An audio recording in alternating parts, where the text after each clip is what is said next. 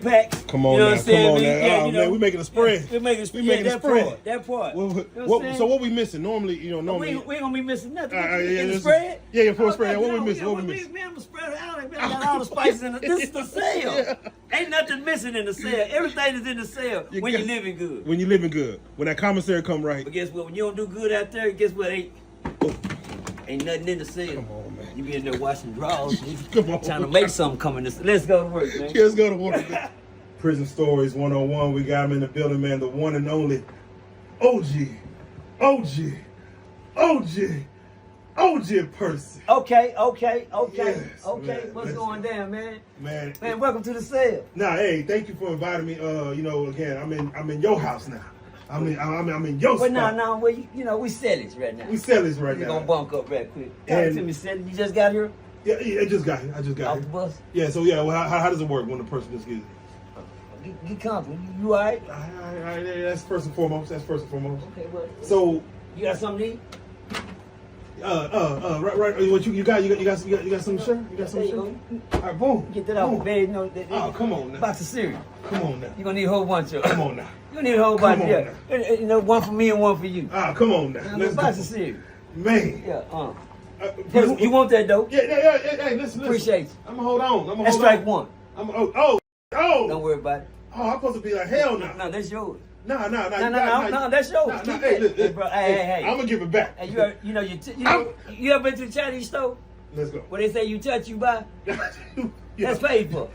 Nah, I know what that might come with. I'm good. I'm cleaning the cell. Ah, okay. It might cost you later on a little conversation. I just need an Earl.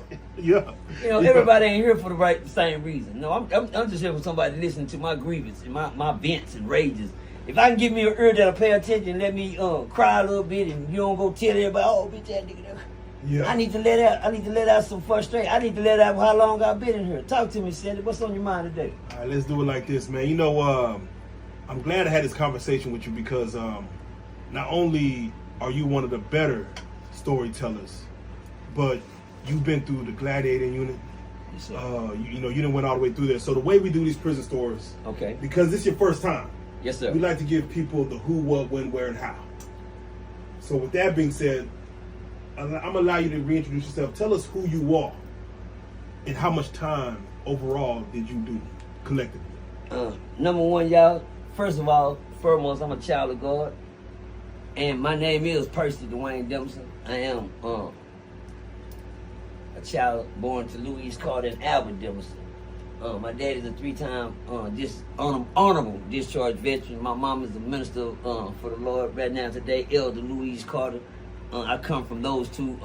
Had a nice breed down in West Texas.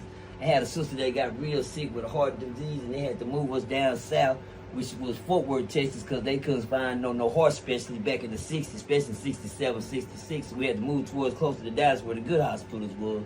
That's how I ended up on this side of the planet.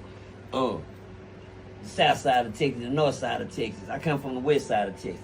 Shout out to all them people down there in Amarillo, Texas, Lubbock, Texas, Lamesa, Texas, Midland, Texas, Odessa, Texas, Plano, Texas, Plainview, Texas, Big Spring, Texas, in Abilene, Texas. I'll stop right there.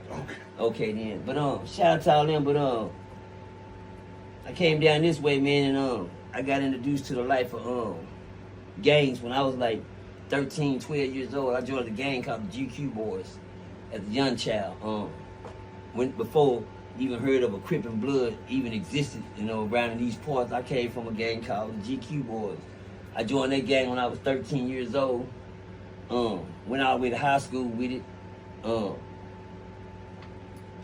My mama never knew I was in a gang. She never knew the things that I did. I had to live a double life.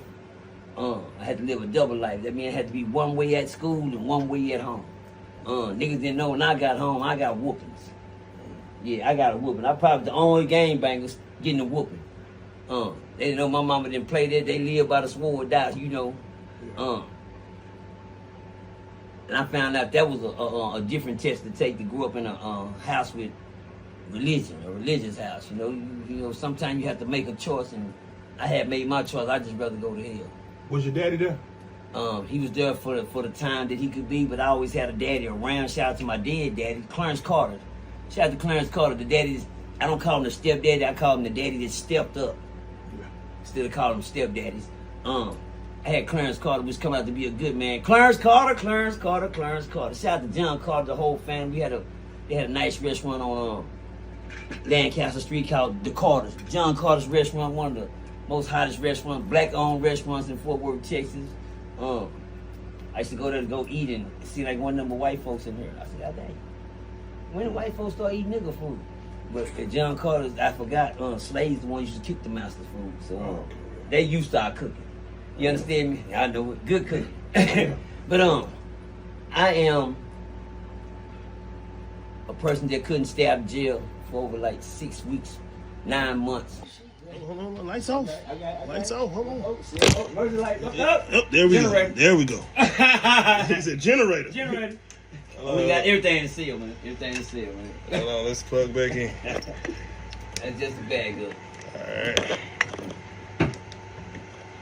Alright. Alright, if you don't mind, you know where you just left off? Yes, sir. Please, go ahead. Oh, yeah, but I came up in a household where, I decided just to go to hell. I didn't want to really go to church all the time. I want a church person. You get that light back. Oh, yes, sir. I want a church person, but I live a double life, man, because I lived in the streets and, I jumped out the porch when I was 12 and my mama didn't know it. So I really didn't jump off it. I hopped. Yeah. Skipped around the porch. I had to sit on the porch, too. Don't leave off that porch. Y'all probably don't... Yeah, don't worry about come it. on now. Don't even worry about it. Come on. That ain't heard of no more. Don't leave off the porch. So, go ahead. As we have this conversation, because we're going to who, what, where, but I got to understand why. Like, why did you join the gang? What were you looking for? Style.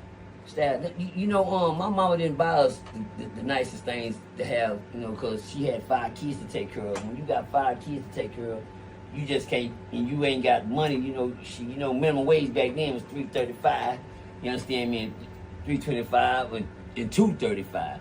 That was minimum wage back then. You got, you start out with $2.35 and $2.25. Was the most. And if you had a good job, you made $5 an hour. Yeah, that's if you had a good job. Everybody had good jobs. That 5 sound good. He made $5 an hour. You don't know. He do. Come on. Dang. Okay then. That sounded good back then when I was coming up. But y'all think about that now. How can you take care of 5 kids living off that type of money? You understand me? So we didn't get the best thing. Why? Style. I wanted to find a way to fit in with everybody else. You can't learn nothing at school when you're being laughed at school. Now I didn't get to wear the Jordans. Now we didn't get to put on the nights. We had to wear tracks, Brooks. We didn't get the K-Swiss and capers. You understand me? We got the cheap tracks, jelly shoes. You don't know what the jellies. You understand me? Saying that to say what? Just because she couldn't afford for what I had, we went in style. And when you come to school and niggas, you the last stock of the school, you can't learn. I thought, and I couldn't read. I wasn't too good at reading. My mom and dad, they wasn't educated, so they couldn't teach me at the house, but they always say, take your work home. Yeah. How you gonna get homework? And mama, tell parents help you with your homework. Well, yeah, they don't even know it. And mama, y'all don't know how, no, I don't know what that is. Oh, mama. You would think mama's smarter than the teacher.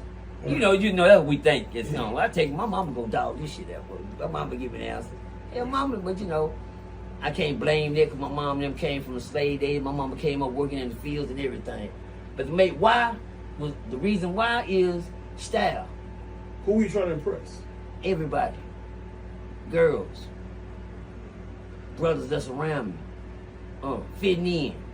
I want to be known too. I want to fit in. I just didn't want to be looked at to be laughed at. You get what I'm saying? I can't learn niggas talking about you in school. You ain't gonna get no girlfriend. He the one they be talking about in the classroom. Girl, he talking about his shoe. You can't learn like that. But then I learned one thing. I can fight. You know what? I can be bad or I can be smart. I can't be smart. I'm not winning as smart. Maybe if I turn on one time, let me see how that'll work. Without getting my ass, I gotta do this shit, borderline, because mama find out my ass out of there. Let me give you an accident that happened in school that led up to my character. And I'm not even gonna lie, it was an accident. I'm not gonna even say that I did it on purpose. one of the teachers, yelling at me about sharpening my pencil in school, and I was in the 8th grade, and she was like, "Give me that pencil. You don't even supposed to have that pencil." So I went to toss it to her like this, and it landed in her face right there, like a dart. I just got off the pen. I'm talking about, I had that joke, but I didn't. I'm be honest with you, I didn't do it. And it hit, and it landed, and it hanged over on her face. And it was like, oh, the crowd, oh, he hit her in the face. He stuck in the face. And I got an infraction. I got rusted, and she was bleeding out the face. And then I noticed that the crowd went crazy. What grade was this? 8th grade. 8th grade. I don't know, about like 13, 14, 8th grade. But then I found me a notch. I wasn't trying to. And what that notch was, I'm good at being bad, not being smart. I'm good at being bad, not being smart. So I took the bad rap. What was the bad rap? Get around gang members. I could whoop one of these. You a gang? I'm going to beat him up. I'm going to fight him. You know what I'm saying? And I used to do stupid shit. What made me the best thing was the janitor at school. I got to whoop the janitor. I was a young nigga whooping old niggas. Now I tell nigga I'm an old nigga and whoop the shit out of young nigga. You're real time. Now for real. Yeah, who taught you how to fight? God. Same person that taught me how to play the drums. Drumming, percussion, you gotta have a foot, a different rhythm in your hand. That ain't nothing you just pick up and learn. Well, it was something, had a God gifted talent. Gave me a pair of sticks and I was good. Gave me a pair of hands and I learned how to use it. You know what I'm saying? That's another talent that won't be exploited because them days are over. Yeah. I had my runs. Yeah. Good runs. So that's the 8th grade. 10 minutes after we fought, the man told me, once you fuck up back here, you got to go back to solitary for 30 more days. I said, I couldn't stand that solitary. But soon me and him had to fight. The other nigga I would fight, he went into a seizure on me. He went through the front, went to the flop, and got, God damn it. I said, man, look at this nigga. Oh, man, that's I'm in trouble. Paramedics ran in. I said, damn, who called in? Ain't nobody hit the button for the nigga, nothing. To make a long story short, the white folks had been watching us on camera the whole time. That's how they play us. Over these niggas. You understand me? I'm sorry, brothers, the Minsover brothers. That's how they play us. Like puppets on the string, because they already know we ain't got no love for each other and what we'll do to each other. Well, when the laws ran in, the only law that was on my side was a good law, man. He said, Dims, I'm sitting here with blood specks on. He said, you been fighting? No, man, I ain't been fighting. He said, well, go change shirts if you ain't been fighting. I said, I don't got blood on my shirt, but I got specks. They look for shit that they taught me well what to look for when you done something wrong. It was the specks on my shirt. It wasn't the prints and powder. Just little specks. He got blood specks all on you. Should I do? He said, go change your shirt. He said, unpack and finish doing your 30 days. I don't get back to go to solitary. He said, no. Then one of the dudes, the blood dude out fight, he ran to the other guy. He said, man, look what he did to me. Look what he did to my face right here. The other guy told him, man, get the out my face, son of a bitch. You just cost me $20, ho. You didn't even fight back. Get out my face. Damn.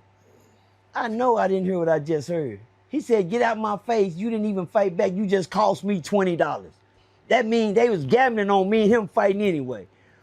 That's a tale from the crib. Man, how often, and that's crazy, how often do you feel they would gamble? Like, could you tell the CEOs is probably gambling on this because they kind of letting it go down? Man, tell from the crib. What about us gambling on the CEOs? Oh, yeah. Shout out to my niggas on Ferguson. On Ferguson, when we did, I talked that Ferguson shit because, I got the right. I earned that. I'm not these other niggas tell from the crib. Niggas that's documented don't have no reason to lie on these documentaries. They can tell you, oh, he did that. He ain't just making up nothing. King Blood, Mexicans, Mafias. Two enemy gangs that can still say, yeah, he was doing that because we had to go against him. So they watched the play. It be the ones that come home that want to say, man, that nigga, man. Man, I be looking at that.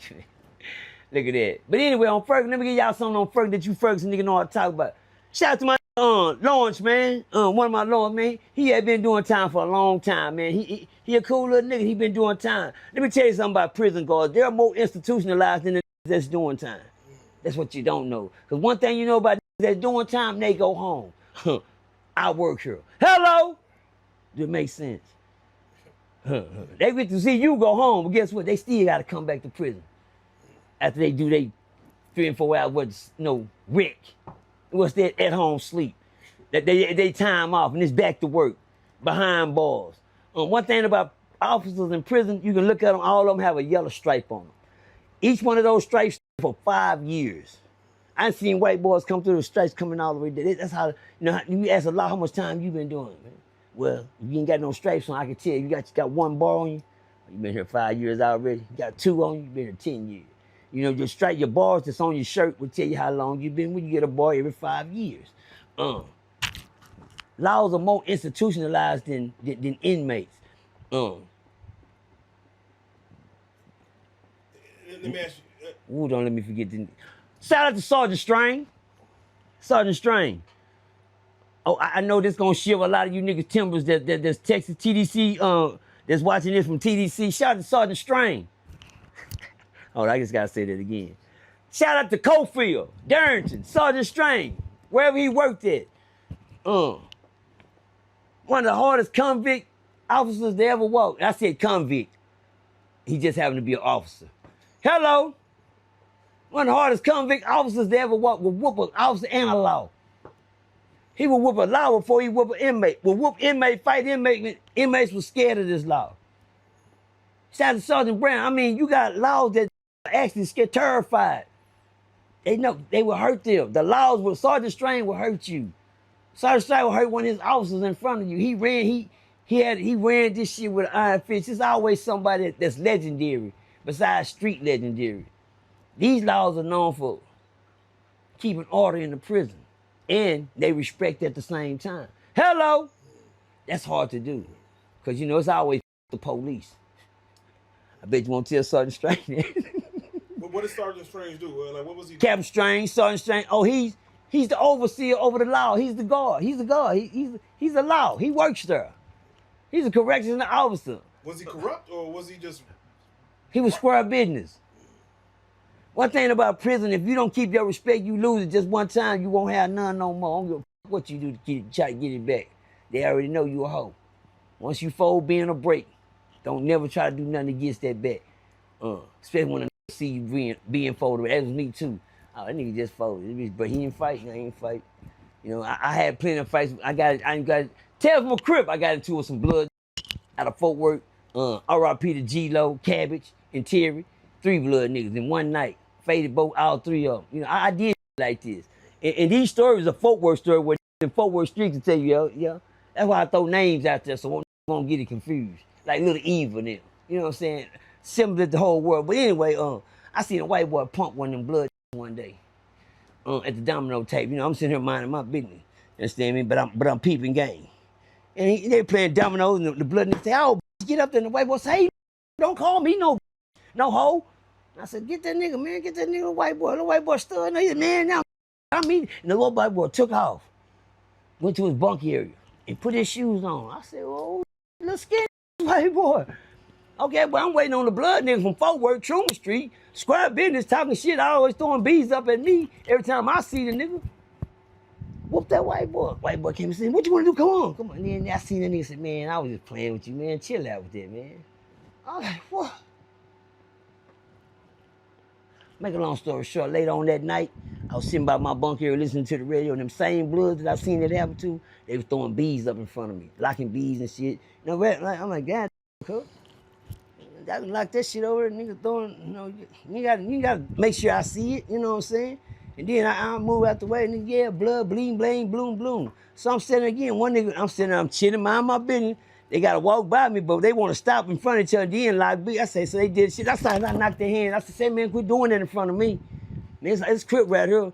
He said, what you talking about? I already knocked their hands down. When they were locking the beads and they hooked up, I knocked their shit apart. Cause my thing was this. He said, what you talking about doing? I take off on the blood, G-Lo. R.I.P. That was my Young Cabbage and G-Lo. I take off on G-Lo. I go to squabbling with him. Beat me out, max him out. Cabbage wanted to hit him, I whoop Cabbage. Terry came over to say what's going on. I take off on Terry. My thing was this. Don't get tough with me when that white boy just punked you. If you bend forward to break in front of me, I know you'll break in front of me. I heard it already, people, you bending forward and break, but then you want to play tough around me. That's one thing you can't do. But the officer, Sergeant Strain, was the type of nigga that gained his respect. But on Ferguson, we called the laws out. Top road, let's go to 3 road laws. The scrub business laws would go meet you up there. Shout out to my nigga Big Ant. Me and Big Ant, we fed us 2 police out there. One of my partners got knocked out. One of the laws knocked one of my partners out, left him on the top road. He said, I told you. I love shout out to Officer Johnson. You scrub it. I love Officer Johnson.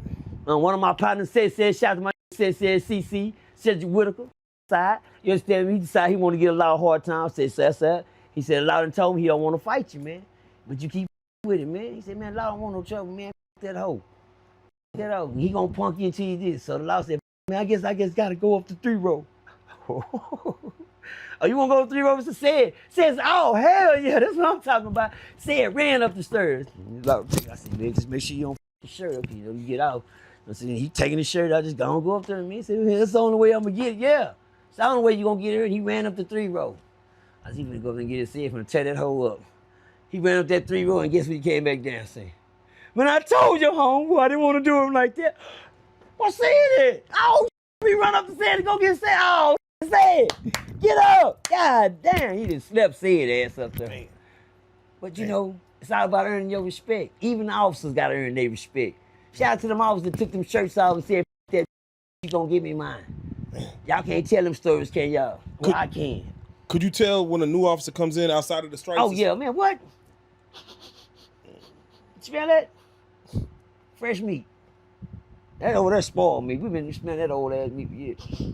Now, man, let me tell you something. I watched them walk the laws in on Ferguson from orientation. They walk them through the cells, you know, and show them what's going on. They be 25 and they walk. That's the worst part of my day. I feel like an animal, man.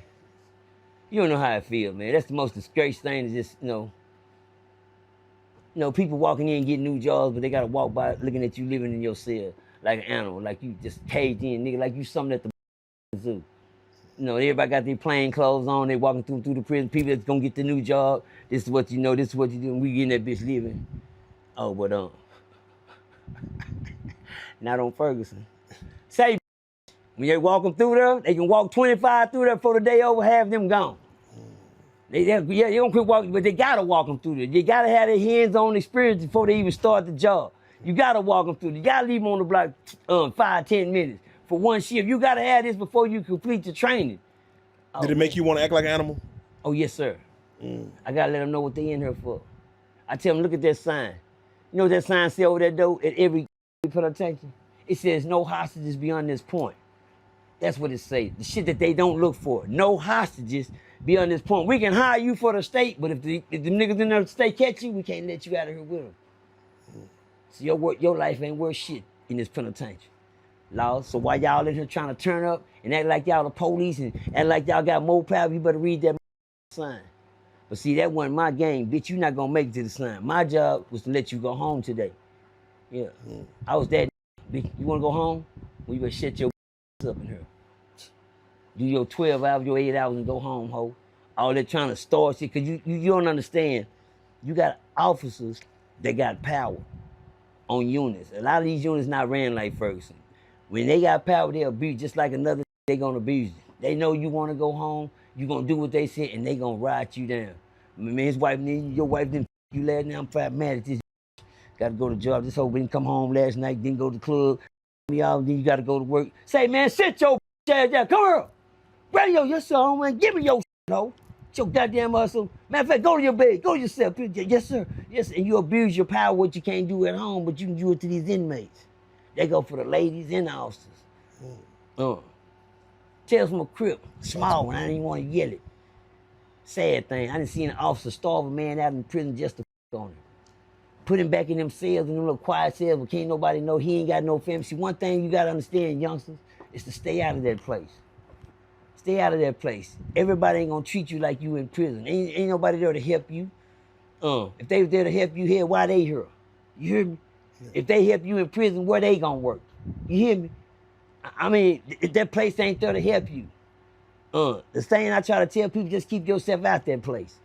You don't gotta go there. That wanna be my main message. How does a officer starve someone just to? Because you know what? When you ain't got no family and you out of sight and you out of mind, nigga can do whatever they want. You ain't nothing but a dog. Like my dog over there, he ain't got no family to go tell. I can treat that dog any way I want to. But I choose to treat him right. Look at that bag. Look over. Look to your side. What he got on side? 3 down right there on that table. Look behind you. 3 big bags. No, see right there. See that table? Oh yeah. See Yeah. 3 big bags of dog food. Come on. Eating good. He ain't got to worry about nothing. Come on. He got a bowl around the corner. He live down here. Look, he got a whole head. Come jump in the bed and go sleep if he want to in the cell. Come on. Dogs don't live like that. You treat people like you want to be treated, even animals. Now what was that question? So how does a guard starve? Oh, how do you do it? Because you know what? When you got authority like that and you run, they can do that. It's a lot can happen to you in prison when you're in solitary confinement.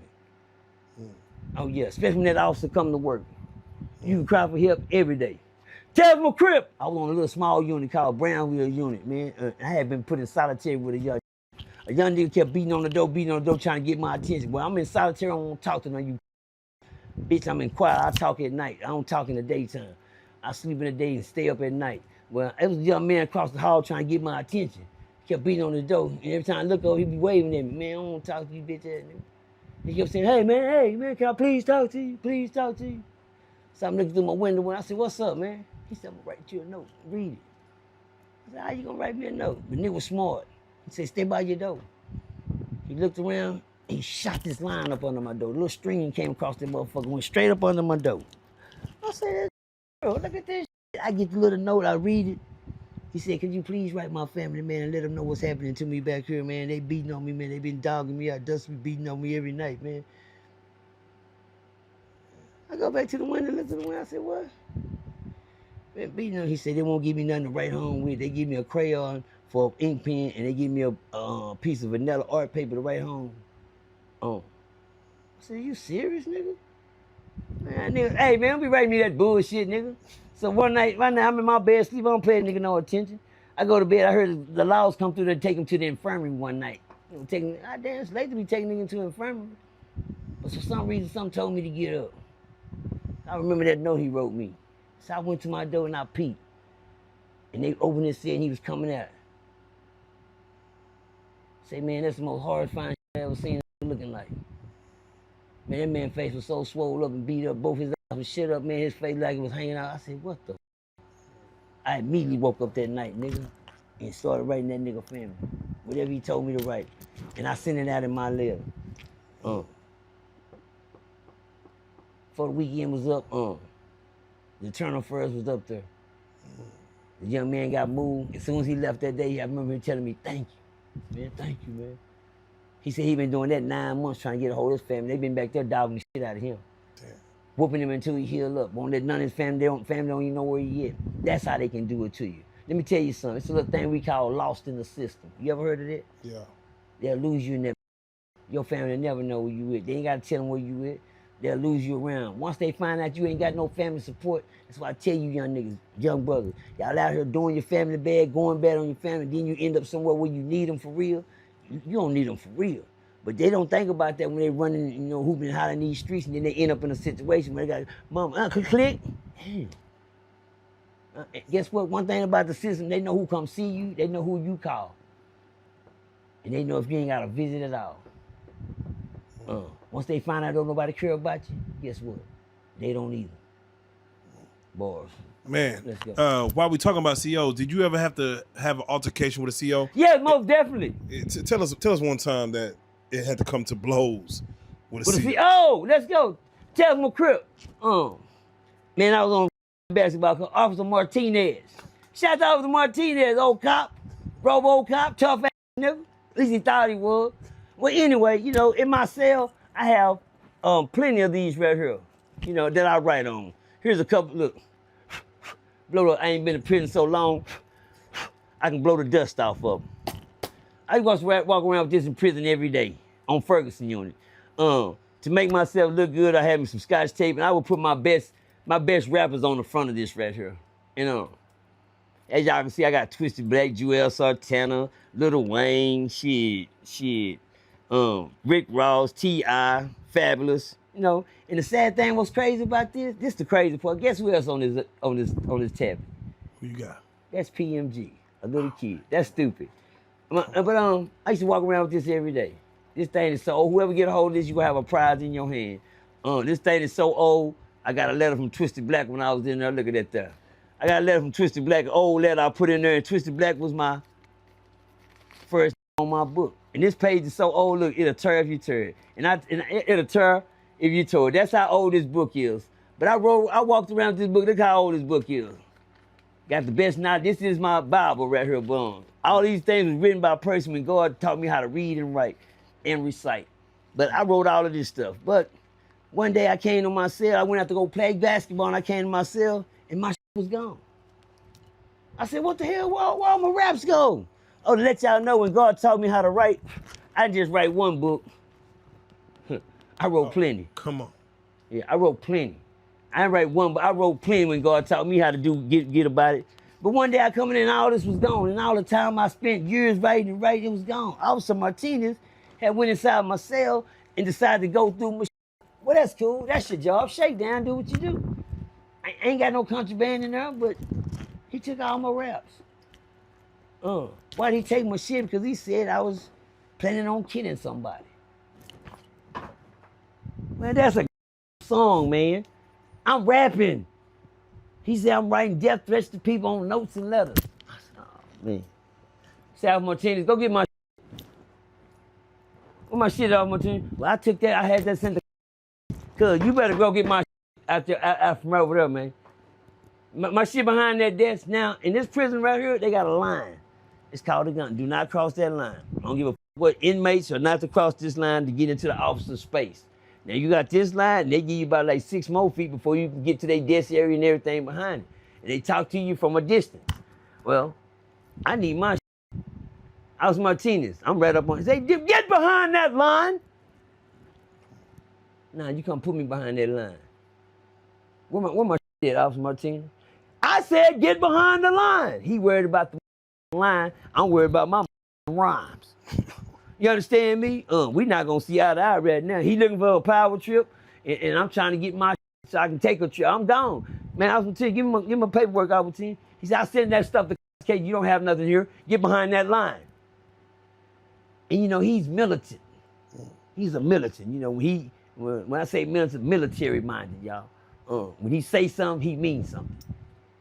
In order, in facts, and shit like this. I said, get behind the line. I said, put me from behind the line. And here he comes. Demerson, I am. He jumped behind that desk. When I seen him coming, he didn't know what I had on my mind. All I seen him was coming.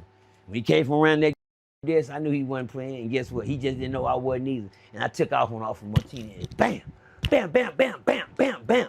Made his partner across the hall. The one, he was over there working with himself. The officer that worked on the other part seen what was going on. Oh, he heard it. Yeah, bitch, you better call him. They on their way. They on there. I maxed his ass out. When they came in, I got on the floor, got on my knees, and I put my hand behind my head. Told them, go ahead, take me. See, once you resist, they're going to jump on you. You know, you got to get down so they won't have to. I whoop them. Where my shit? And then guess what, y'all? 3 days later, guess what arrived back in my shit? Come on. Hello. I still got to do 30 days in solitary for putting my hands on Officer Martinez. You gonna do that time. But when it came back, it was a legit case. These ain't nothing but raps, Officer Martinez. What are you doing? Well, I just, no, you didn't. When I them some cell up and he you up. Now he got to do 30 days in solitary, and you got to add that to his record. You know what I'm saying? On my record, if you go and look at my record, my prison record will come out and tell you that I was labeled inmates and officers. I am a salty. That's what they call me. Whatever a salty is, that's what I am. I'm a threat to inmates and officers. Well, that's what I was labeled, to be a monster. Shut up. And I carried myself as one. But also I made my mind one too. Let's go. What percentage of your own kind did you like blacks versus Mexicans and whites? Like what percentage of blacks in all your cases? Because that goes to the mentality of it's, you know, we do it to ourselves. You know what? I never had a pick of who I get down on. I just look for respect. I ain't even lie to you. I never was a bully. That's why I never got beat up. How many white boys did you fight? I didn't fought down there over. I didn't fought a lot of white boys. I think I done fought more blacks than white boys though. Over my doing time. You know what I'm saying? I got that 50-0 just on one unit. That was on. But other than that, it's always, you know, my kind. I scratch for my kind and Mexicans. In Mexico, I was gonna say. Mexicans scratch the hardest though. Why would you say that? I mean, what about them? Just the heart, the skills? Quit. Yeah, they don't quit. And if you catch the right one, they gonna have a little skills with it. We grew up fighting. They grew up boxing. Yeah. Mexicans, that's a culture for them. Yeah. No, it's fighting just a way of life for us. Fighting for them, boxing, that's a culture for them. It's something that's in their genes. When you run into the right one, but a lot of them ain't got the rhythm, so you can whoop them real quick. I know you haven't lost many, but can you tell us a time when you got your bell rung, whether body blow, bad motherfucker head rang? I ain't got my bell rung before. When I say lost the fight, when I say you lost me, people that don't, a nigga didn't out punch me before. You understand me? I can't say, but I ain't never quit. Yeah. I ain't never been knocked out. When I say lost, I know what losing a fight is. I ain't never lost. Nah, nigga, I'm through. I'm good. No, that's quitting, nigga. Ain't nobody never made me quit, tap out. My thing is this, when I say that, why? Out of all these, can't somebody say something? I whoop that hoe. I remember such and such, they would have been. Man, this ain't nothing you can say, and ain't nobody gonna say nothing. And you can, but all day, that nigga got his ass whooped. Well, I take the boxing match for a loss. Is that a loss? See, it's a loss to them in the boxing match, but a win for me because the bet was I'm gonna get my ass whooped the first round, and I'm gonna knock his bitch ass out. That's what it is. I gotta go in there, and guess what? They didn't hit me with a bad, and guess what? OG kept fighting and swinging, nigga. See, that's the part they didn't say. I was swinging at the air though, goddamn, but I was swinging, well, my bad. I was swinging at all them that was standing in the ring after that nigga rung my bell. That was about 5 of them. Which one of you niggas hit me? And I swung at all of them, you hear me? And I don't got a problem with that. But one thing you didn't see me do is quit and go down. Oh, don't worry, I kept the footage the next week. On that same I fought, he quit, crawled out the ring on his knees. Well, after my partner, Ferguson dusting his ass off. Dude, my brother my young nigga, he said, man, you don't got no man, I fight, I box her. Let me box the nigga, man. He just want to do that to OG, man. Let me box him. And the nigga told my partner, he whooped him too. That next week, I got, I kept the footage. Yeah, he crawled out the ring. But that's cool. Sometimes one thing you'll never do is make me quit being for the break. I never have. I mean, I'm proud to say that. I don't got nothing but bragging rights now. What was your longest fight independent? Like, normally fights last 30 seconds. L.A. Fighting L.A. in the bathroom. I had to fight L.A. in the bathroom. He took me for a round till I hit him, made him split his head on the toilet. I caught him with a pretty one. I caught him up under his chin. He fell like this. He hit the top of his head against the toilet, knocked the patch caught the end of that iron toilet, and knocked the patch out of his head. When he got back up, I said, nigga, you need to go get you. But we went for a minute. The longest, no. Love it. Little nigga gotta love it. Little roller 60 nigga gotta love it. We went down through the, matter of fact, we went by like four rounds. We went 4 rounds, and then, I ain't gonna lie, he called me out enough. He said, man, I can't take it, man. I just can't go to sleep like this. Come on, man. Come on. We been through, nigga. We been through, bitch. You ain't going nowhere, I ain't either. We gonna punch. But I out-punched him. He just wasn't, hell no. Look out, shout out to my nigga Head out of Dallas. Shout out to my nigga Silk out of Dallas. Everybody know who Courtney, you know that name that came up. Come on, man. That name rang a bell?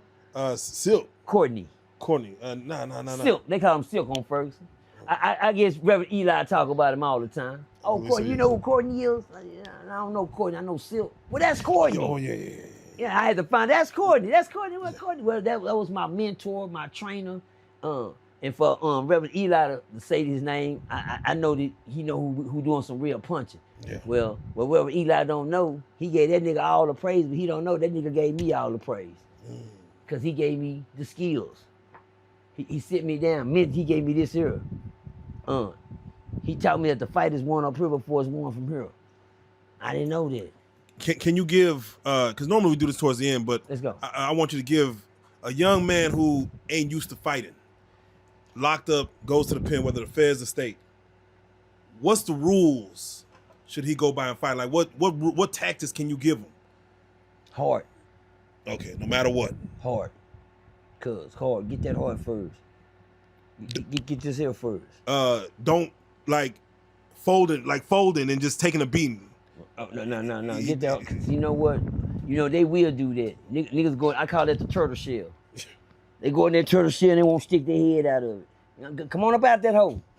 I'm gonna break this shell. You don't come keep knocking on this hole till you come up out of it. You know, that I always call, you know, that's my style. I learn everything. I call it the turtle shell.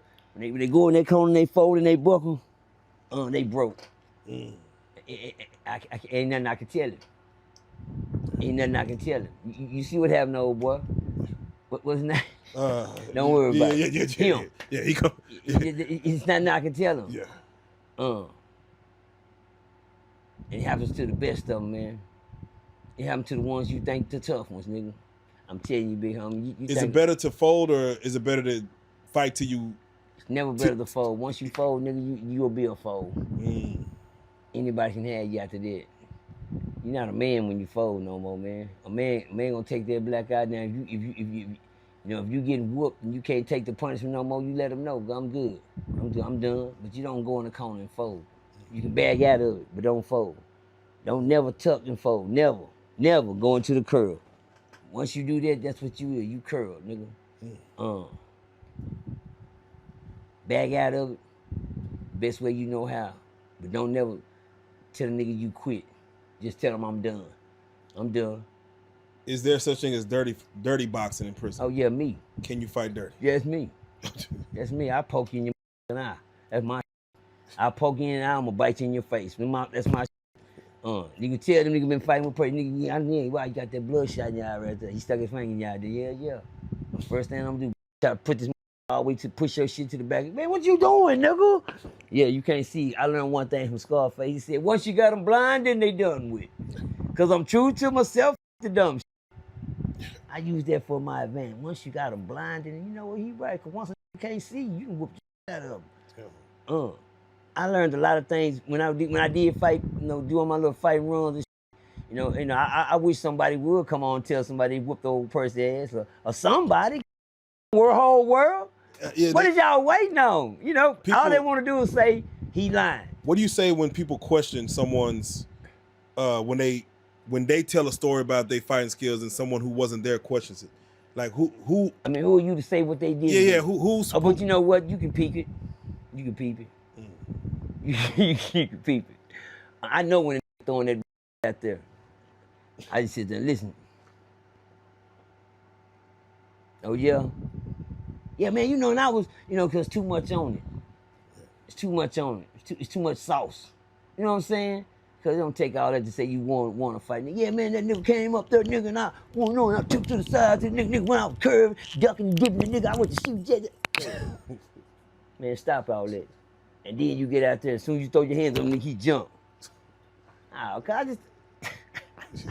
Okay, all right. All right, my nigga. No, come on, now we good, go ahead. I noticed you mentioned names when you speak on boxing. Right.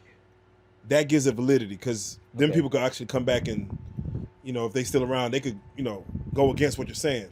If someone mentions like, hey, they did all this boxing, but ain't saying no names of who they fought. You hear me? I love. That's why I love to throw my background out there. I like to come with names. Nigga do all this time but can't tell us now. Yeah. Huh? Yeah. You know me, I'm cold. I go down the list. I say I ran up on Mookie. I can say I scratched with Mookie. Shit, I can say I scratched with neighborhood in the penitentiary. I can say I fought H-Town Black in that hole, nigga. Yeah, I can say I fought Third in that. I can say I fought C-Lo in that. I can say I fought D-Lo in that. I can say I fought L.A. while I was in that. Yeah, I can say I fought Lucky when I was in that motherfucker. What's up? Now, I can keep going. See, my name on Ferguson, they rain deep. See, I'm naming on Ferguson. I said, not white boys, nothing. On Ferguson, yeah. I can say I fought Yellowstone. Me and Yellowstone caught that paper. You hear me? Yeah. Oh, God damn, keep going, Percy. Keep going. But the list, I was scratching. I was going, me and Silk was going to get me, not Silk, but me and Suge. That's why everybody got the crown. Oh, man.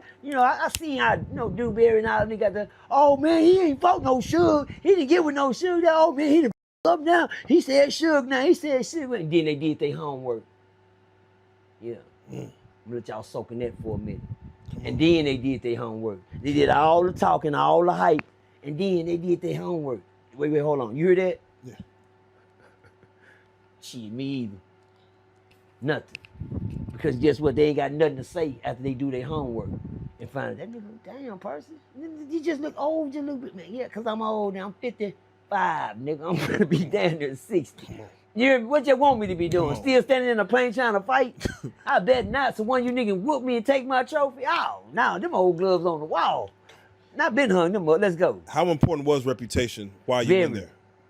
Reputation, mine was important when I walked through the door because I went in looking for it. If you ask King B say, well, you know, a lot these people that I talk about, like Muhammad, Marcelli, 22 years, my Nolly G, 28 years, Snake, 30-something years. I mean, that seen me come in the door and seen me leave out the door. Tells my story. Yeah, I remember when he first got there. They can say that. I remember when he left. When I left, let me tell you, the most loveliest thing I loved about prison was leaving. That was the most craziest night of my life. It fucked me up. I was in the prison cell, and you know, when you ain't ready to go, because one thing about prison, you don't know when you're going home. Yeah, I'm gonna say, did you get a heads up or? Oh, no, you never know when you're going. Like I said, that's one thing about prison. When they say it's time to go, they just bring the little bag to your door and give it to you. That's when you know. Well, hell, I ain't never looked for a red bag. And then we on shakedown, lockdown, and I was talking to myself and Muhammad. Just talking shit. You know, I was sitting in the bed, next thing you know, the law came in and threw me a red bag on my bed. I said, man, better get this shit out, quit playing with me. He said, well, Dempsey, if you don't want it, you give it back. I said, you for real? I said, yeah, pack your shit. I hit the floor. Told God, thank you. Told myself, don't you say. Now, we on lockdown. Everybody already in lockdown on solitary. Can't nobody get down. You know, 14 days, they let the unit up. But right now, the whole unit on lockdown. I never forget. I wait till about like 11 something at night.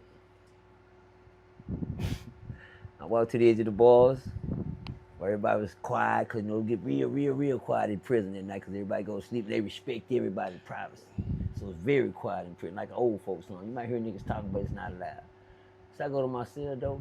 I said, well, look like I'll be heading out of here in the morning. I heard niggas say, man, who was that?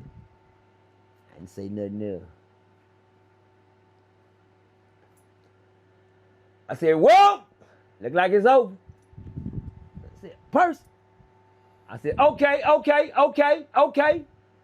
Pete out, Percy. Percy, you going home? I said, well, look like it's over. Yeah, one thought that I did. You know, one thing in the penitentiary, everybody started sticking their mirrors out on the run, looking stuff, see what's going on, and all I did was stuck that red bag out. Yes, sir. And that did it. You know what it did? It did something that me up. It did something that made me stay on point since I've been home. It did something that put something in my spirit to let me know I can still be the same person out here that I am in here. When you go home, don't nobody give a because you going home. You just going home. I'm gonna tell you something. All you niggas that left Ferguson never left like Percy did. And you never will. Oh man, they ain't had to do all that. No, they ain't had to do all that for me, but they did.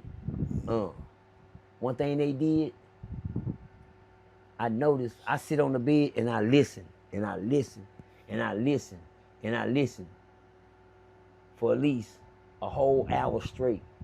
This whole penitentiary come to life at 11 something at night. I listen to this block tell somebody on the other side through the toilet Percy was going home. That block woke up, shot word to another block. The whole penitentiary was woke, and all you could hear was bars and shit. Shot. Ah! Yeah!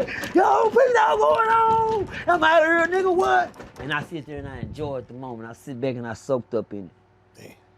And I just listen. All this shit over me. I can't let these down. Get out here and come right back. You should have heard. That's all you heard. Yeah, yeah. All right, man. Pino, OG, take care of yourself out there, nigga.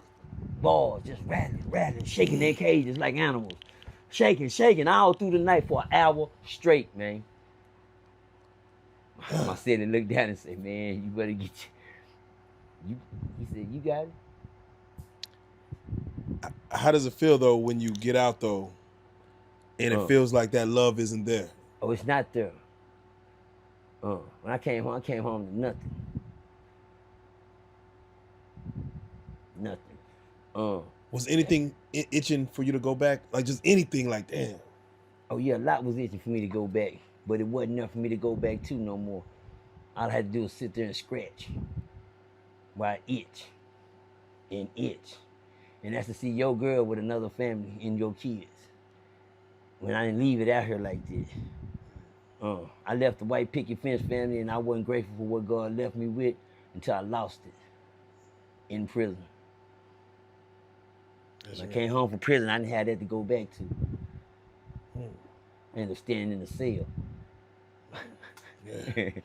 Don't worry about it. Yeah. Ask me what I learned from that. Tell me, make it make sense, please. Make it make sense for us. One thing about it, you got to know that the devil got a plan for you before you get out. He gonna make, hey, shut up. He gonna make sure that every hurdle is in front of you. Every mountain you climb, he gonna make sure there's a mountain after that when you get to the top of that. If you didn't go to prison and get this right here right, you'll go back to prison. I thank God, man, I've been home.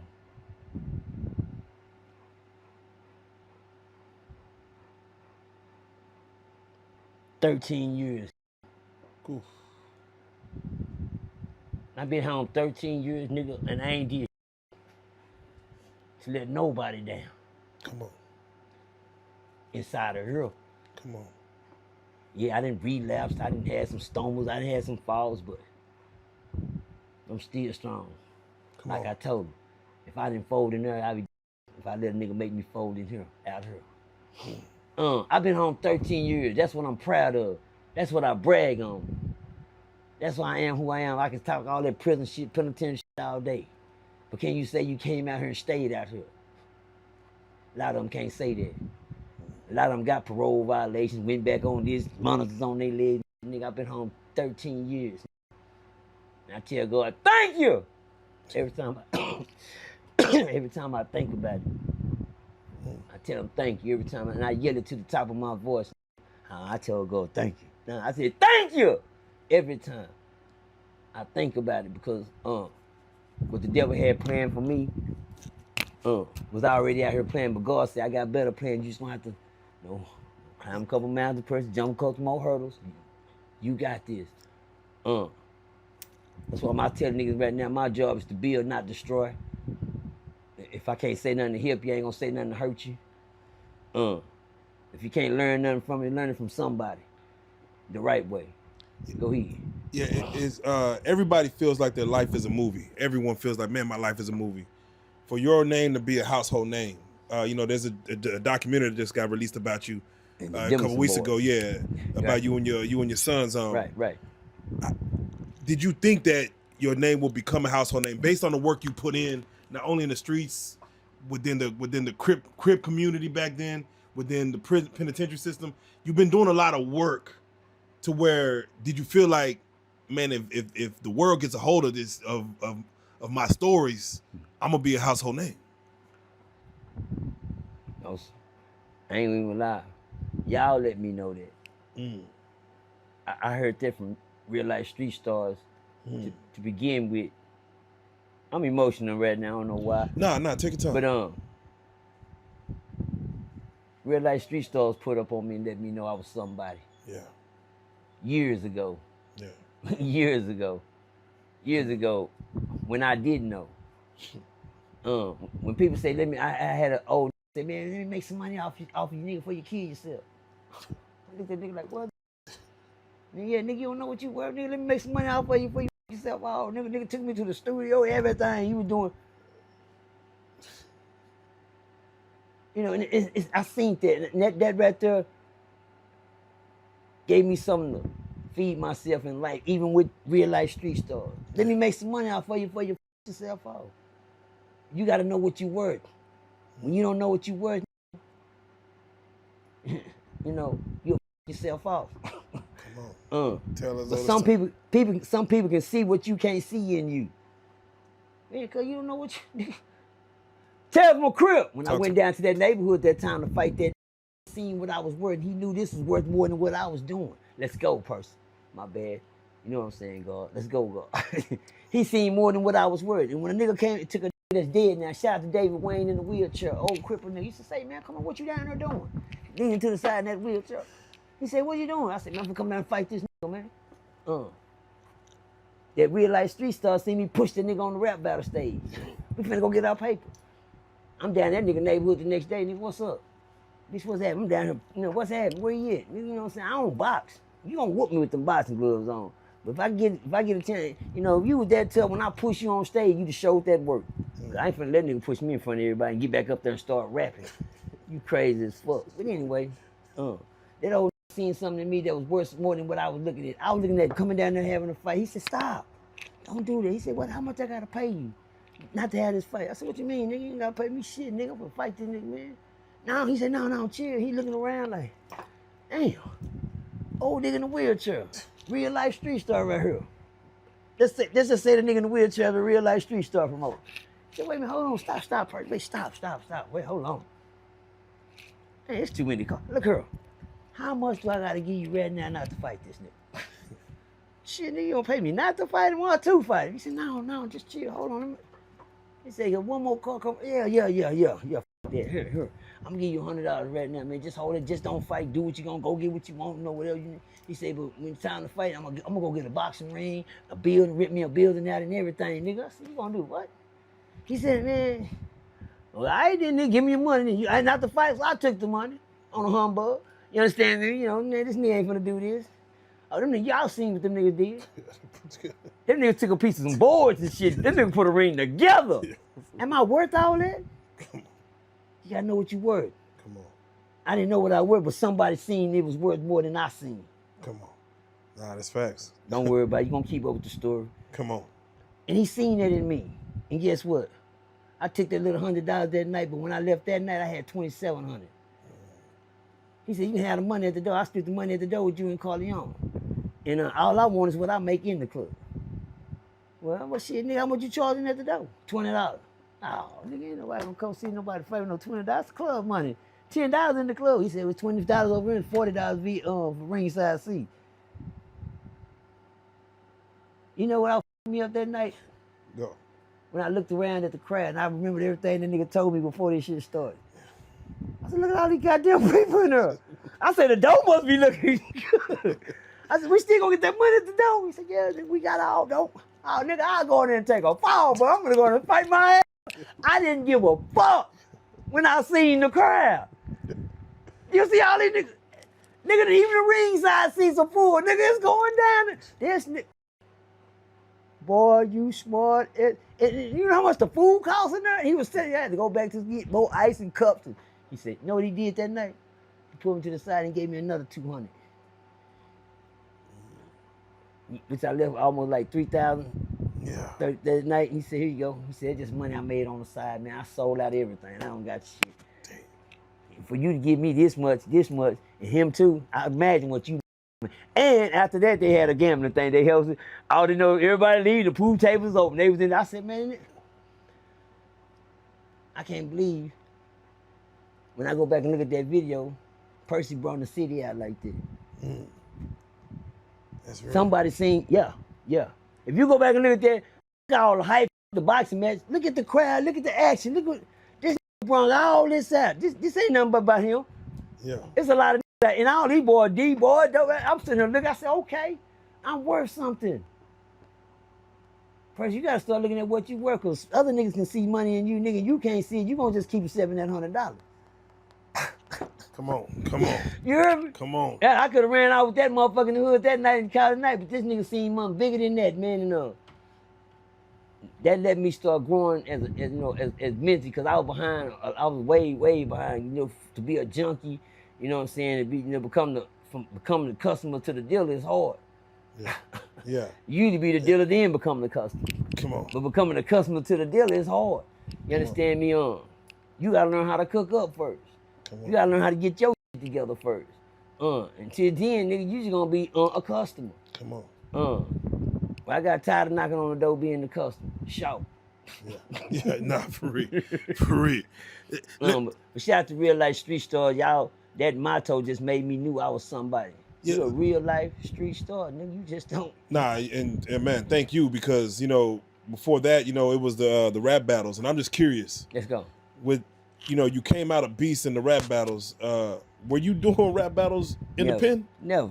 Yeah, like I said, did you rap while you was in, like, when everybody started being on the... I was the truth. Me and Drico actually had concerts on the rec yard. Okay. Where everybody came out there and we had our own table. And niggas be, hey, you know, I knew. Did you have written songs or were you freestyling? I was writing. You know, I was writing these. Yeah. But I was learning more like while I was writing. I can't wait, man. When I learned this much. And I was learning my shit while I was in prison. So when I come home, I would come better at it. I came home and got right to the business, man. When it came down to what God put together in prison for me. And what the world had waiting for me when I got here, which was hell and nothing. The same hurdles that I didn't jump before. Now you can either jump that, or run into it again. But I decided to jump and clear them. But yeah, I used to rap on the rec yard. We used to throw concerts on the rec yard. And they used to tell me I was cold. Niggas that was doing time, you got some sit back and just sit there and just. It's my foot. Yeah. They ain't gonna listen. And when you finish, they be like, yeah, you got something. They won't even clap, nothing, smile. They say, boy, you cold. You got something. They that hard in prison that they don't want to get. And then nigga, I knew I was good when I had a couple of old called me to the side that been here about 28 years, 27 years. He said, man, come on, man. He said, man, I told this nigga, man, you a cold motherfucker, man. Go on, hit that song, man, that you. And I said, oh, y'all don't fuck with me, but hey, check this. And I had a little concert for a little group of OG that, you know, doing that for them, you know. And they said, boy, I told you. And you know, and they wasn't dick riders. They were real quiet niggas, sit there like this all day and just, you know, and stomp their feet and clap their feet. They know you, you know. And when I see their feet moving, they kept inspiring me to go, even though they won't show it in their face. I always seen their foot tapping, you know, when I'm doing my shit. You know. I said, okay, these hurt hard. And you done? And you do? Yeah, I liked it.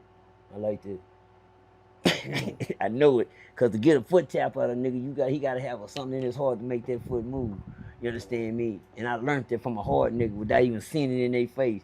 Just keep them moving. If you can keep them interested somewhere, nigga, if that foot tapping, and the nigga looking at you like this,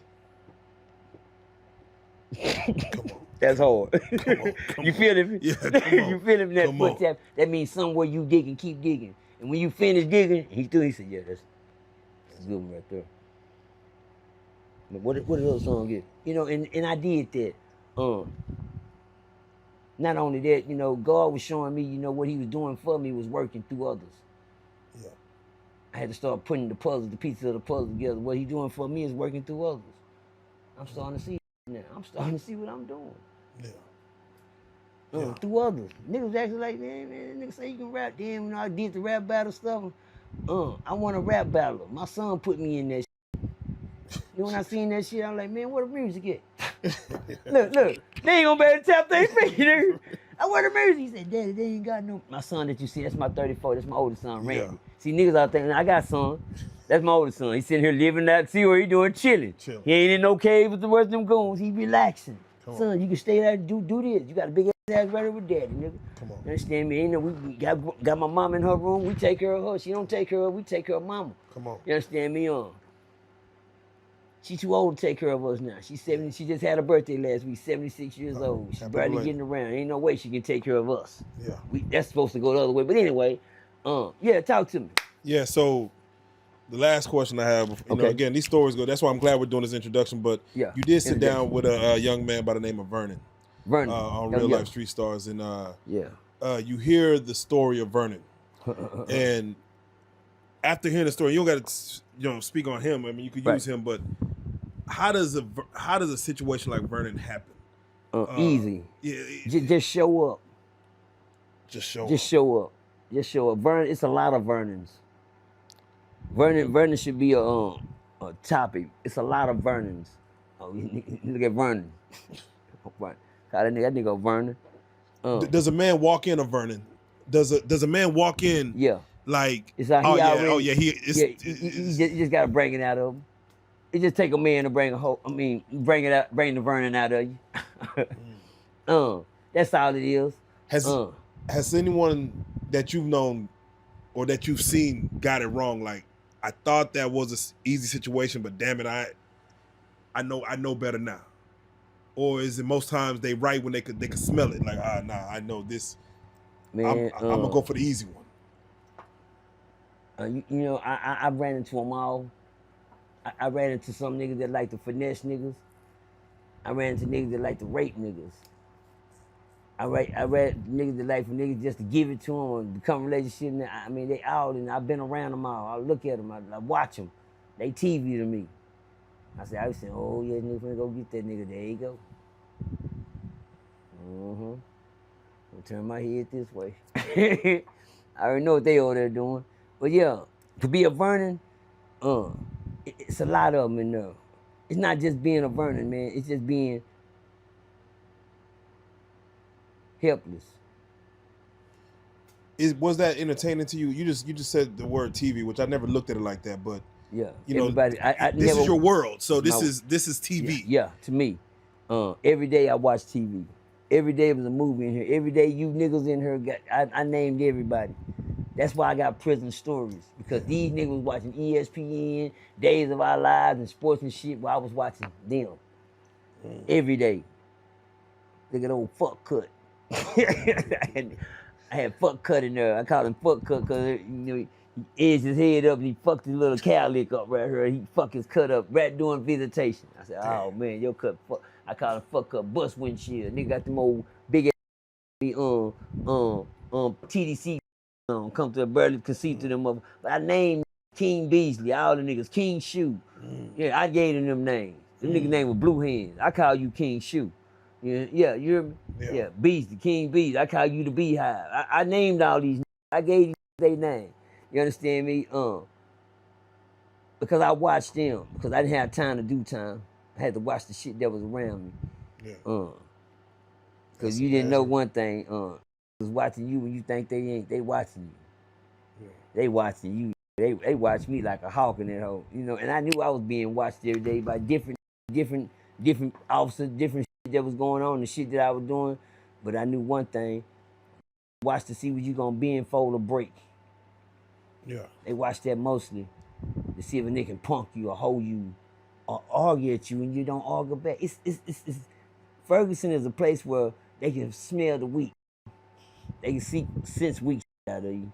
And the minute you show one sign of weakness, nigga, you done. Damn.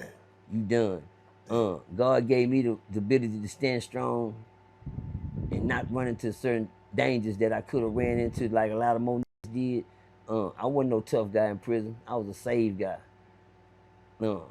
It's a difference between being tough and saved. God had his hands on me, his protection on me the whole time. But I've heard some people say that the reason they were tough in prison or had to be tough is because they were moving in fear. Like, fear of just the unknown of what could happen if you do lose. That was me. Yeah. That was me. To be honest with you, I moved in fear, homie, until I left that hole. Once you think you can't be with, it's when nigga dust your ass out. I learned off of other mistakes. Silk was one of the coldest pair of hands on Ferguson unit. Nobody could with Silk. Nobody. Reputation squeaky clean. I seen him sleep Silk one day. Yeah. I know it, y'all. I know that's gonna hurt y'all feelings, but don't worry, he can tell you too. I seen nigga sleeping until where we had to pick him up and put him back on the bench. He didn't have no legs. That's because he started something. I learned one thing in prison. If you don't want to lose a fight, don't start a fight. That's what I learned in prison. If you don't want to lose a fight, don't start a fight. I've never, ever started a fight, y'all. I'm not a shit starter. Look at her. And that's why, You don't see me beat up and bagged up and banged up. That's for the shit start. You can tell niggas been starting shit. You look at that, oh yeah, you been fighting all your life. Yeah. Still got this under your eye, that under your eye, something right there where nigga been beating your ass. You understand me? The coldest game I can give anybody in the world. If you don't want to lose a fight, don't start a fight. Yeah. That's the best way to win a fight, y'all. That's how Percy is undefeated. I'm the bully slayer. I catch a nigga fight on, man, don't do it. Hey, look out, man, don't do him like that, man. You know what I'm saying? Because he can't whoop you, bro. Stay over there hitting on that nigga like that. Nigga, man, you know, that's me. Yeah. That was going to be the last question was, what is your thoughts of someone getting jumped? Oh, I don't around like that. I hate niggas jump niggas. Talking about jumping nigga, no. Man, I can't stand that shit, man. But isn't that the rules, though? I heard there's... that's my pet peeve, man. You're supposed to allow... Like, there's somebody who's go in the cell and watch to make sure that this fight happens. But then if the person that they expect to win start losing, they are supposed to jump in and... No. That's never. Okay. That's never supposed to happen. Nigga go in that cell. No one, you lock in that cell, bitch, and we don't need no referee. Bitch, nah, what you coming here for? Don't come in here with me, nigga. I'm a cage match. I love cage match. They scared me in their cage. Y'all, they tell me, don't go to that cage with Percy, nigga, you crazy. I heard one nigga tell the nigga that, nigga finna go to cell with me. I said, I got me one. Yeah, nigga, he won't fight outside. He said, let's go to cell. Come on, nigga, we're going to cell and fight then. And he was on his way down and said, say, man, what you doing? Come here, youngster. Man, don't you go in that cell with that nigga, man. What's wrong with you, nigga? Don't go in that cell with Percy. And then they said, well, now, nigga, come back to the day room. I said, man, who? I said, man, don't do that, man. Don't do that. Don't tell him nothing, nigga. He tough down there. Let him be tough in the cell. Shit. The cell bad, man. I'm gonna make you sit on that toilet, hoe. Yeah, that's my game. Whoop you and make you sit on the toilet and flush that hoe. Let these niggas know you sitting on that toilet. Tell them where you at, nigga. Flush it. Yeah. Tell them, nigga, I got you sitting on that toilet up here. You came in here tough, nigga. Yeah, then tell them where you at now. Flush that hoe, nigga. Flush it, nigga. I got him sitting, yeah, and whooped him. It ain't about punk. You just gotta throw something out there, you know. Yeah. You know, I done seen niggas make niggas yell, I ain't no Crip no more. I ain't no this, nigga. Yelling and screaming, you know. Damn. To humiliate them, you know, to break their character. Once a nigga break you in the cell, you broke. Is there coming back from that? Ain't no coming back from it. Ain't no, man. You gotta move. Does he even follow you to other units? Does it? Oh yeah. Oh, you know, if you can go somewhere nobody know you good, you can go back over there and be tough again. That's half what they do. Everybody tough when they go somewhere new and don't nobody know. Then they... Man, when you on Ferguson? Yeah, man. Don't tell nobody. Man. Don't tell them. What you mean don't tell? Nah, nigga, you over here. Yeah, I got this over here. You got what? Nigga, you a hoe on Ferguson, nigga. They don't know. Yeah, until I tell them. But you know, man, some niggas let you play your role out. And then, until you play your role too long, and then they know you're a hoe. Say, cuz don't do that. You know I know you're a hoe. Get your bitch ass up. Man, don't be talking to Cole like that. That nigga a hoe. Y'all talking about, nigga, oh no, Cole ain't no hoe. Tell him you a hoe. I'm so raw, I made a nigga tell I'm a hoe on him. How about that? I didn't do it. They did it. Them niggas did it. God made him call himself a hoe in front of everybody and allow us in the next moment. I said, Percy, come here, cuz, look at this. So show him, cuz. I'm a hoe. Man, y'all don't do that, man. Y'all going too far, youngsters. The young, they don't give a what they do to you. You let them tell I'm a hoe. Oh, y'all gonna get me locked up. I'm going solitary with y'all young. Man, you know, this is your first time on Prison Stories. Again, I want to thank you because, yes, sir. Yes, you know, we don't tell these stories to glorify prison. You know, our goal is not to make sure people visit and make sure they do time, but what we do know, these young dudes are out here taking penitentiary chances, and we're trying to educate them, if anything. Every episode, we try to leave them with something. The ones that's out here taking penitentiary chances, can you leave them with some words of wisdom? Yes, sir. Of what they need, why they need to stay from behind them bars and sitting down on a man's time. Food for thought. Tales from the cell. Man, my brother say we don't do this to glorify this man. Whenever he pull up on me, this is the message I want to leave y'all behind. Look here, youngsters. Be careful what you ask for, because you just might get it. Honor thy mother and thy father, so you don't have to go through the situations that a lot of people is going through right now. Think about what you do before you do it. Proact before you react, youngster. You don't have to react to everything. A lot of y'all are falling in life because you heard you have to go ahead and react, and then you have to end up in a situation that you have to pay for what you're doing, and it's too late. And you're a better person than that. That little hour, 2 or 3 minutes worth of fame that you just took 30 and 40 years for, think about that. That little shit your brother and them think, oh, they doing 30 years, they got 20 years. My cousin got this. But just think about this. When mama died, guess where they gonna be? When daddy died, guess where they gonna be? Where you at right now, please stay there. Show them that you ain't gotta be the loser. Oh, my bad, I have lost the game too before. I don't mind saying them are losers, they're not winners. Anybody in cell can't tell you nothing about winning because they done already lost. I used to tell niggas, how you gonna help me in here when you in here with me? Hello! You dig what I'm saying? Make it make sense. To make it make sense, y'all don't have to go there. Yeah. Please don't go there. Show to your mama and your daddy that you love them by staying out here with them. How about that? That's what you do. You stay out here with them. You want to show me, don't get back there and teach the right. I don't want no letters that Jack in the Box pop on them flowers and shit jumping all off them, man, because that shit don't mean nothing to me out here. Nigga get a letter from you and Jen and throw that in the corner. Don't give a what you take time, because that same time you took to draw them letters, you could have been doing it out here. It'd been better to give it to them in the free world. That's the message I want to get to y'all. You'll lose a lot when you leave here. You got to think about it. Ain't no walking to the icebox. Ain't no going to cook what you want to eat today. That shit over with. Think about that. And think about the people that you love. Don't leave them out here to fend for themselves. Man, there you go, man. With that being said, bars for real. Once again, this is Prison Stories 101, man. The one and only OG Percy. I got to say thank you. We appreciate it. And again, there's more story to tell. We'll be back with more. But with that being said, this is Prison Stories 101, and I salute you, broski. Appreciate you. Hey. Yes. All right, let's go. Let's do it. That's perfect. Beautiful. We in? We in. Okay, let's go. What am I making on my check? Let's go. What's my check gonna look like? Come on. I got you. Okay. Wait. God damn it. You already look. Yeah, let's grab them on. Everything. Yeah. All right, boom. Got that back piece. Got that back piece. I got this. My check. Nah. Once again, P, you always coming through. Always coming through. Hold on, wait. Let me see. All right, boom. And he said, okay, where we at? We out, yeah. Now I can smoke this motherfucker. Yeah, boom. Yeah, boom. I had to respect, you know what I'm saying? I like to stay on my